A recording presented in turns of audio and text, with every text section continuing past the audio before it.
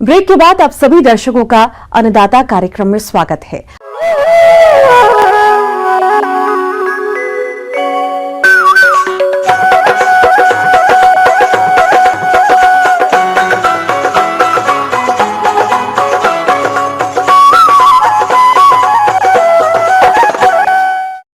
अपने देश में धीरे धीरे कृषि जोत घट रही है।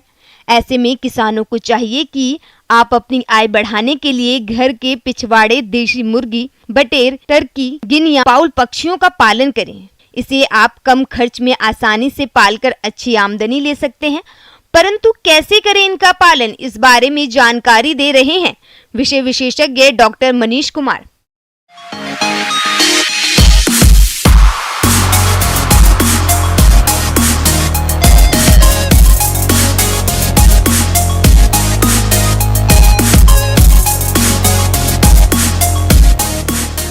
हम लोग देख रहे हैं कि अभी हमारे देश में अगर मांसाहार की बात की जाए तो सबसे ज़्यादा बकरी और जो है कि ब्रॉयलर की मीट पे लोगों का झुकाव रहता है, लेकिन बदलाव के लिए वो भिन्न भिन्न बर्ड्स का मीट भी हम लोग प्रयोग में लाते हैं। नवीन वैज्ञानिक तकनीकी जानकारी द्वारा कुक्कुट पालन एक उद्योग का रूप ले चुका है, जिससे भोजन के आवश्यक अंग प्रोटीन का उत्पादन बढ़ाने के साथ साथ आर्थिक लाभ भी होता है।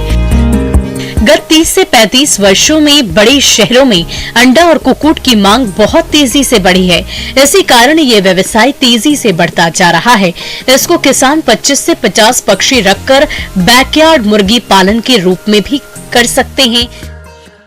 जैसा कि मैंने बताया है, पहले बैकयार्ड पोल्ट्री में हम लोग पुराने देसी मुर्गी की बात करते हैं, जिसका ब्रीड असील और ग्रामप्रिया, वनराजा इत्यादि। उसके बाद जो है कि देसी मुर्गी के अलावा अन्य पक्षी जिसका हम लोग जो है कि पालन कर रहे हैं, जो कि मेनली बैकयार्ड फार्मिंग के रूप में ही अभी अपने देश में किया जा रहा है। उसमें बटेर, टर्की और गिन्नी फाउल प्रमुख है। बटेर जहाँ तक जो है कि काफ़ी छोटा वजन होता है, 300 ग्राम का होता है और बहुत कम दिनों में 20 से 25 दिनों में इसको पाल कर तैयार किया जा सकता है। इसके लिए थोड़ा सा फार्म हाउस की आवश्यकता होती है और एक हम छोटा सा घर बना के ही इसको पाल सकते हैं, चूँकि इसको अन्य जीवों से सुरक्षा की आवश्यकता होती है। तो इसके लिए हम लोग जिस तरह से पोल्ट्री हाउस बनाते हैं उस तरह से पोल्ट्री हाउस बनाते हैं, और जो सारा कुछ हम लोग ब्रॉयलर पालने में ध्यान देते हैं वो यहाँ भी करते हैं। बटेर का अंडा कंपेरेटिवली छोटा होता है, तो अंडा ज़्यादातर उपयोग में नहीं लाया जाता है। ज़्यादातर इसको हम लोग मीट उत्पादन के लिए ही पालते हैं। उसके बाद गिन्नी फॉल की बात करते हैं, तो गिन्नी फॉल एक तरह से कहिए कि चाइनी मुर्गी या चीनी मुर्गी हम लोग कहते हैं, और ये विदेशी मुर्गी की तरह लगता है। वजन में ये आम मुर्गियों से बड़ा होता है, और इसके लिए भी हम लोग एक तरह से बैकयार्ड पोल्ट्री के में ही इसको पालते हैं अपने घर के पीछे। गिनी फाउल पालन अंडे और मांस दोनों के लिए किया जाता है। 12 हफ्तों में इसका वजन 10 से 1200 ग्राम तक हो जाता है। इस दौरान ये 110 से 200 अंडे तक देती है और लगभग 4 से 5 माह के बाद ये पक्षी बेचने योग्य तैयार हो जाता है। और थोड़ा सा ये वाइल्ड है, मतलब ये कहिए कि हम लोगों से उतना फ्रेंडली नहीं है जितना कि मुर्गी प्रजाति हम लोगों से फ्रेंडली है। तो इसके लिए भी हम लोग खाने के लिए कोई विशेष व्यवस्था करने की ज़रूरत नहीं है। ये घूम फिर के चर के पिछवाड़े में जो भी घर में जो भी हम लोग के घर का जो वेस्ट पदार्थ है वो खा के ये तैयार होता है। और इसका जो है कि इसको अंडा, अगर हम लोग इसको अंडा लेना चाहें तो इसके लिए इसका काफ़ी उम्र बढ़ेगा तभी ये अंडा देगा। उसी क्रम में एक टर्की एक पक्षी है जिसका जो है कि एडल्ट वेट काफ़ी बड़ा होता है। वो उससे जो है कि हम लोग 7.5 किलो से 9.5 किलो तक का मीट प्राप्त करते हैं। लेकिन इसके लिए उसको हम लोगों को कम से कम 12 से 14 वीक तक उसको ग्रो कराना पड़ता है। टर्की भी एक वाइल्ड है और विदेशी पक्षी है, जिसको हम लोग अब घर के पिछवाड़े में या एक घेरा बना के, बाड़ी बना के उसको हम पाल सकते हैं। टर्की पक्षी में बोर्ड कगेस्टेट हवाइट भारत में पाली जाने वाली प्रमुख टर्की है। यह भारतीय जलवायु के लिए सर्वाधिक उपयुक्त नस्ल है। यह 7 से 8 माह में 10 से 12 किलोग्राम शरीर भार प्राप्त कर लेता है। इसके विषणन की आयु क्रमशः नर एवं मादा में 80 से 23 सप्ताह एवं 18 से 20 सप्ताह उपयुक्त है। 20 से 24 सप्ताह की आयु में उनका शरीर का वजन 8 से 9 किलोग्राम हो जाता है। और यहाँ भी हम लोग अंडे का उतना उपयोग नहीं करते हैं जितना इसके जो है कि बर्ड का।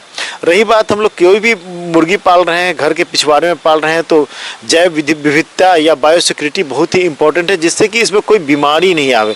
वहीं पे हम लोग को ध्यान देना है।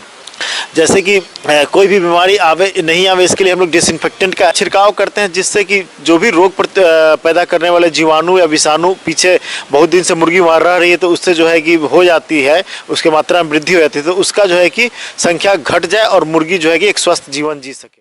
आमतौर पर घर के पिछवाड़े यानी कि बैकयार्ड में पाले जाने वाले पक्षी जैसे देशी मुर्गी, बटेर, टर्की और गिनी फाउल अधिकांश आहार का भाग चराई से प्राप्त कर लेती है।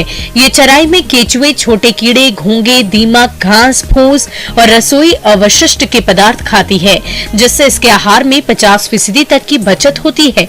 इसके अलावा इनके आहार में हरा चारा शामिल किया जाता है। शेष बचे आहार की पूर्ति के लिए पूरक आहार में दाना और खनिज मिश्रण दे सकते हैं। किसान थोड़ी सी जगह में इनका आवास बांस और पुआल आदि बना सकते हैं। शिकारी पक्षियों और अन्य जीवों से बचाने के लिए सुरक्षा घेरा भी तैयार कर सकते हैं। उसको मुर्गी को दिया जाने वाला ही डाइट हम लोग दे सकते हैं, या जो कि हम लोग के यहाँ जो भी घर का वेस्ट है या एग्रीकल्चरल बाई वेस्ट है वो उसको दे सकते हैं और उसको हम लोग पाल सकते हैं। टर्की को भी हम लोग मुख्यतः मांस के लिए भी पालते हैं। इसके अंडे का सेवन हम लोग उतना नहीं करते हैं। इसमें भी बीमारी से बचने के लिए किसी तरह का टीका नहीं है। स्पेशली जो मुर्गी में टीका है वही यहाँ भी हम लोग देते हैं और उसी तरह से डिसइंफेक्टेंट का छिड़काव करके किसी भी संभावित बीमारी से बचाते हैं।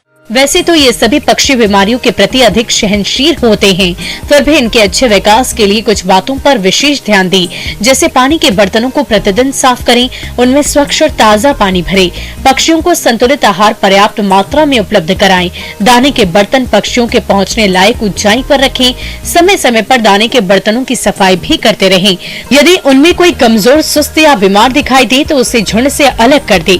अगर आप भी इन पक्षियों का पालन करना चाहते हैं तो अपने यहाँ की बाजार मांग देखें और इसके बाद केंद्रीय पक्षी अनुसंधान संस्थान बरेली से संपर्क कर इनका प्रशिक्षण ले सकते हैं।